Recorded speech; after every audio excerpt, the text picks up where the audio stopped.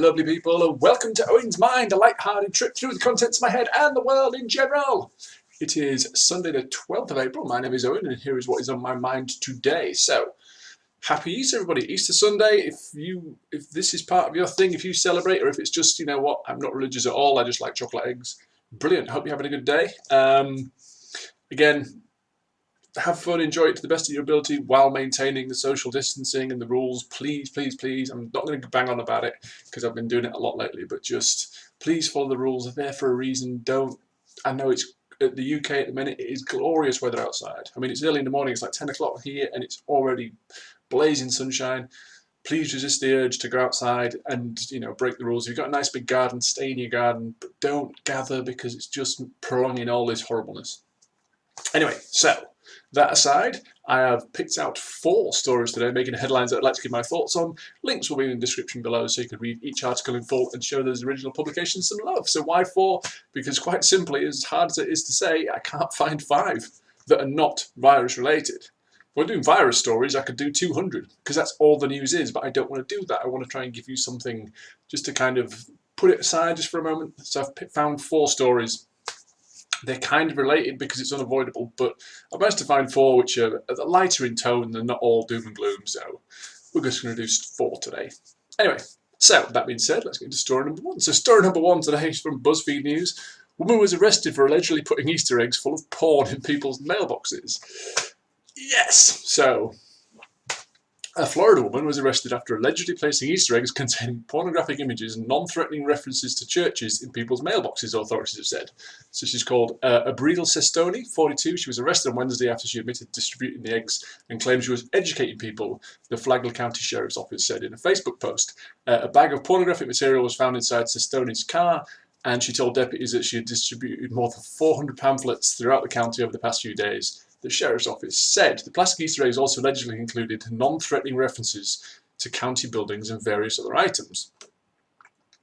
The Sheriff's Office asked for public help in a Facebook post Monday after a caller reported finding an Easter egg in their mailbox containing a cracker in the shape of a fish, 1 sheet of toilet paper, a powdered drink mix, and a crumpled up piece of paper containing pornographic images. Our team did a great job in tracking down this deranged offender and taking her into custody. Custody Sheriff Rick Staley said in a statement. Thankfully, she did not appear to be sick with coronavirus symptoms, but she certainly needs some help. Sestoni was charged with 11 counts of distributing obscene material, as well as driving with a suspended license. She was also charged with violating Florida's stay-at-home order for travel not related to essential activity. So yes, she's educating people, but she sends out this little bundle of stuff. I'm like, how does it all link together? So just again, this plastic egg, it had a cracker in the shape of a fish, 1 sheet of toilet paper, a powdered drink mix, and a crumpled up piece of paper containing pornographic images.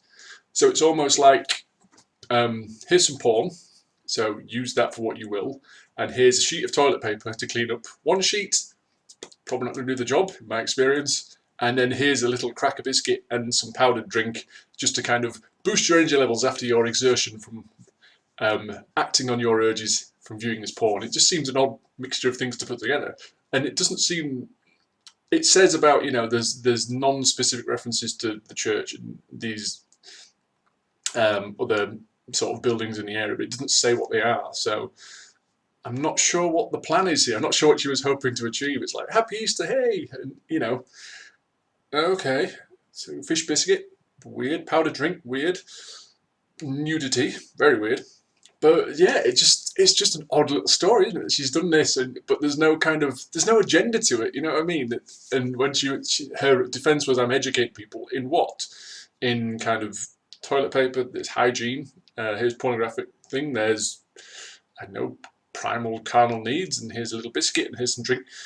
What are you educating? What about that do people not already know that they need educating on? But yeah, so only she knows. Maybe more details will come out, but I just thought it was a quirky, unusual way to start off. So there we go. Anyway, story number 2. So these next 2 stories are kind of related to how people are lightening the mood in these uncertain times. So I'd like both of these. So the first one comes from the Associated Press by MSN News. So Russians decorate isolation by recreating artworks. So yeah, In the coronavirus lockdown, Russians can't go to their beloved and renowned museums, so they're filling in the holes in their souls by recreating artworks while stuck at home and posting them on social media. The Facebook group where the works are posted has become a huge hit, and the art recreations went from studious and reverent to flippant and goofy. They're done by both Russians and Russian speakers abroad. Some 350,000 people are now following a group where thousands of photos are posted, each showing the original work and the mock-up made at home. And the only rules are that it must be made with materials on hand and it cannot be digitally manipulated, so you cannot, enhance it using Photoshop and various other things. It says there are some impressive surprises in the collection. Vitaly Fonarev carefully recreated the clothes and headdress of Johannes Vermeer's The Girl with the Pearl Earring and captured the Dutch artist's famous glowing light. The work is so convincing that it takes a few moments to notice that the girl actually is a man with a few days with a beard stubble. Irina Kazatka found the project perfect for her skill. The Canadian photographer had the lights and backdrops to do a loving recreation of Picasso's The Frugal Meal with a sly twist of putting a roll of toilet paper on the table. So they decided to add this provocative detail that corresponds to the spirit of the time. Unlike the hours of work that went into some elaborate recreations, some appear to have been knocked up in a matter of minutes but are no less appealing.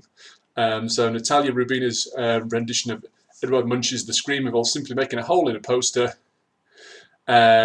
of the painting at the spot showing the anguished man's head and then getting a dog to stick its head through where the dog appears nonplussed. So that's the dog. So, we saw all that work in the title one with the gentleman there who's dressed up in The Girl with the Pearl Earring. This one, someone got a poster, cut the face out and encouraged their doge to stick its head through, and they got a snap, which for me is equally as entertaining. Katricia Kozlkova employed an extensive palette of paints and careful brushwork to make her face a copy of the garish colours and fractured perspective of Picasso's Weeping Woman. It was time well spent in her view, and that's on the site as well. So there's lots of these pictures on there. I've just picked a couple, but there's loads on there. Do go check it out. She goes, I really think it's a mega cool idea. It gives people unbelievably positive emotion and develops creative thinking. It helps people from different parts of the world to communicate with one another, to discuss new topics, mechanisms, and on top of this, it increases our knowledge about art. Brilliant. Okay, it's a huge name here. I do apologise. Katerina Brudnaya Chelyadinova, co-founder of the project, is pleased at the wide attention it has received. The boy from Italy wrote a post in English saying that our group brought him out of the depths of tragedy that is happening around him. I was sitting there and I couldn't hold back my tears, because if this can bring happiness to someone somewhere on the opposite side of the world, then all of this isn't for nothing. Brilliant, which is exactly why I kind of included it here. It's just an example of people making the best of a bad situation, of a very bad situation. And just that boy there, the fact that he's in Italy, which we know has been particularly hard hit from the coronavirus, if he can look at this Facebook thing and it can raise a smile just for a few minutes, and just for a few minutes, just kind of push aside all the awfulness and just say, there's all this is waiting for us as well while this is going on. And it is that little bit of relief. It's just, turning the pressure valve and just taking a breath and just saying, finding some lightness in all this darkness. It's brilliant. So wonderful. So I'm not sure if there's a link to the actual Facebook group on the article. I do apologise, but go back and have a look and just check some of the ones out on there, because there's some brilliant ones. There's there's a famous painting. There's like two people looking up, and there's all this fruit falling on them, and they've recreated it by getting dressed up in the outfits, standing back to back, getting a handful of apples and literally just lobbing them in the air and it being caught, and it's brilliant. So they're all really brilliant, really creative, and just a wonderful story, wonderful positive story in all of this. Next one, very similar in theme. So moving on to story number 3. This is from AFP via Emerson News. Trashy fashion, dressing up to take the bins out during a virus lockdown. Yeah, so that picture is just awesome, but we'll get to that. So, staying at home day all day is rubbish. So people around the world are dressing up to take the bins out and sharing photos of their outfits online to cheer up others in lockdown. So wearing evening gowns, a teddy bear costume or full cosplay, thousands are using the garden path as a catwalk to show off the fruits of their ample time spent in isolation. So as crazy as I feel dressing up at home, it's the only thing keeping me sane during isolation. Wheeling my bin out in style helps me feel happy again, said Victoria Anthony, 30, a DJ who lives in Sydney. Anthony, who posted a photo of herself in a cocktail dress on Instagram under the hashtag bin isolation outing, said all her gigs have been cancelled because of the pandemic, which has sparked enforced stay-at-home orders affecting billions around the world. This trend began in Australia but has inspired jokey posts as far as Texas, the UK and the Netherlands. Bus driver Stuart Cunningham from Glasgow in Scotland posted a picture of himself taking out the bins in a kilt with a bottle of whiskey. That's a cool picture as well. Again, there's loads on the page. Do go take a look at them. Christine Leland shared a photo of her husband wheeling a bin out through the Canadian snow in a Superman t-shirt, wig and red towel for a cape. Others have gone all out with horror clown outfits or whole body suits made to like characters from sci-fi series like Star Wars and Gundam. For Simon Waite in Australia, superhero fanatic who built dozens of costumes and props over the last decade, Bin Night was perfect occasion for him to don his huge 8-foot tall Hulkbuster outfit, which is what we saw there, which is brilliant. It all began when Daniel Askew, a kindergarten teacher from Hervey Bay in the Australian state of Queensland, started a dedicated Facebook group, which has now grown to over 470,000 members. Instead, a friend put up a post on her Facebook page saying that she was excited it was garbage night as she gets to go out, and the 47-year-old told AFP. I dared her to dress up and take it out, and she said she would take up that challenge. I said I would too, and I'd make a Facebook group for us to laugh at and giggle at each other, and obviously it has now spread and it is now grand. Askew said she was very happy to have cheered up so many people and had received messages from users saying they were feeling depressed or scared about the virus, but that looking at her page had made them smile. She says there are just so many wonderful, creative people out there. Again, just like the previous story, it's people just kind of making the best. What can we do? You know, options are now limited, so what can we do within that to make people smile, to have a bit of a laugh, to say it's not all grim, it's not all bad news, what can we do? And it's kind of like when movies have a small budget. It's like you're limited, so what do you have to do? You have to be creative. You have to find creative ways around something. So now we are not limited in budget, we are limited in maneuverability. We can't go out, we're limited in scope. There's only certain things we can do because of the lockdown and following it. So how can we find a creative way to entertain people when we can't go and be with them? We can do stuff like this. We can do stuff like the previous one with the artworks. And I'm sure more and more of these things will happen. We hear wonderful stories about people running the equivalent of a marathon, running along a balcony, and people were climbing Everest by going up and down the stairs, and things like this. People doing stuff just to pass the time. Some are doing it for charity to raise money, you know, because charities, a lot of donations have fallen because charity shops, particularly in the UK, rely on people going in and buying stuff that's donated in order to raise money. So people are finding other ways of doing that. So again, just lovely, lovely stories. Yeah, bravo, more of it, lots more of it. Anyway, let's move on. Story number 4, which will be our last story today. This is in CNN. Lyrics to the Beatles' Hey Jude, handwritten by Paul McCartney, have sold for $910,000. Yes. So, if you're a Beatles fan, handwritten copy of Hey Jude, penned by Paul McCartney himself, just sold for almost 6 times its estimated value, cashing in at $910,000. The item sold Friday as part of Julian's Auctions, the Beatles auction, coinciding with the 50th anniversary of the Beatles' breakup. And nearly 250 items were sold as part of the auction, including guitars, rare vinyl, and autographed items. The lyrics to the 1968 classic Beatles track were used at Trident Studios in London during the song's recording, according to the website. Written in black felt pen and featuring McCartney's half-cursive script, the lines in the lyrics are numbered and include little notes like break and, at the end, ending, fading. McCartney originally wrote the song to comfort John Lennon's son during his parents' divorce, according to the auction house. Didn't know that. It was originally titled Hey Jules, after Lennon's son Julian. The song went on to be nominated for multiple Grammy Awards, Record of the Year, Song of the Year, the best pop performance by a duo or group with vocal. The auction house had estimated the lyrics would go for between 160 and 180,000. The thing is with Beatles memorabilia, you know, you've got to expect people are going to come to play with this kind of, you know, these kind of things, because they're of a time and that is it. You know, like anything Beatles, there will never be any more Beatles. There will be more McCartney stuff, but there will never be any more Beatles stuff. So, you know, and they are, you know, they have got their place in history and they are revered.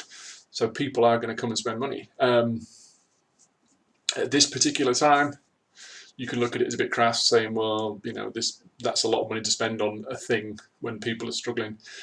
Yeah, you could, but people have got money. You don't know the person who bought this might have donated a similar amount to charity. He might be doing, he or she or they might be doing magnificent things in this particular time. We don't know, but again, it's their money. They spent it on what they wanted. And I've done a lot of stories like this about items being sold and things, you know, at a high price point. And what I always say is, if it's worth it to you and you've got the money, so be it. You know, some people say that, you know, $100 for a particular piece of clothing, or for a T-shirt, or for a a branded item, object, is too much. But other people, it's like, you know what, it's worth it to me. It's like anything. It's like a bag, for example, like a handbag. All it does is hold stuff. That's what a bag does. It contains things, so you can carry multiple things in one item. That's all a bag does, let's face it. And you can get a carry bag from a supermarket for 5p, which does that. Or you can spend 500,000 on a designer handbag, which does essentially the same job. It does. It's a bag that contains things. It's got separate compartments. It might look visually much better. It might last a lot longer, it might be durable, but the actual job it does to contain items so you can carry them about is exactly the same. And some people say, you know, why would I spend 500,000 on that? We can spend 5p on that. To which your answer is, okay, spend 5p on that. But if somebody wants to spend that money because that, for whatever good, makes them feel good, you know, they're doing it because they have the money and they want to get that, they want to own that. Owning that is going to make them feel happy or joyous or successful, whatever it does. As long as that's not their primary form of positivity, have at it. It's their money. You know, if they want to spend it, they can spend it. I want to not spend it, or spend, you know, like I did a video on here months ago about the glasses, the over the tops, the Oakleys. You know, it is essentially keeps the sun out your eyes. You know, a £5 pair of sunglasses will do that. But I wanted them, and they meant a lot more to me than just the item itself. So it's the same here. You know, people spend this money because they want to spend the money. They want to own a piece, and this generally is one of those things, is owning a piece of history. So, yeah, fair play to them. I'm not surprised he went for that much money. It's a huge amount of money. It's not, if I had that much money, would I spend it on this particular item? No, I wouldn't, because I'm not a huge Beatles fan. I appreciate the music, but I'm not the fan the way some people are fans. But yeah, this person obviously thought, people, I don't know. They wanted it, they bought it, so let them enjoy it. Anyway, so that's it, guys. Links to all the stories I've discussed today can be found in the description below, so feel free to go and check them out. Let me know what you think about this video, and tell me, what do you do? Is there anything you're doing to entertain yourself during this particular time, or entertain others? Is there anything you're doing? Like, obviously, I'm putting content up and I'm doing various bits and pieces, but just more for me. Is there anything you're doing to kind of entertain other people? Answers in the comments, please, along with thoughts you'd like to share. These are mine. They're not necessarily important. They're not necessarily right or wrong. They're just what was on my mind. So until next time, bye for now.